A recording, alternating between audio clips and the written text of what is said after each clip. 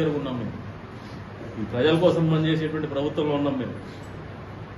చంద్రబాబు నాయుడు గారు స్పష్టంగా ప్రజల్లో ఎవడన్నా చెడ్డ చేస్తే కూడా వదిలిపెట్టే ప్రసక్తి ఆయన కూడా లేదు. ఎమ్మెల్యేలు కూడా మేమెవరు ఆ మూడులో లేము. మేము వేరే వాళ్ళకైతే నా వరకు నేను చెప్తున్నా.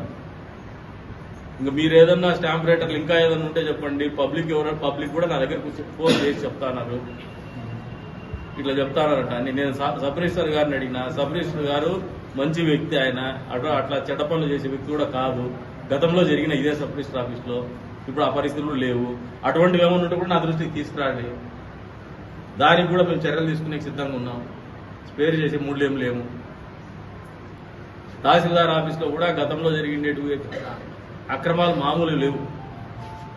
ఇప్పుడు వచ్చిన తహసీల్దార్ అయితే ఇంతవరకు అటువంటి పనులు ఇంకా పాల్పడలా.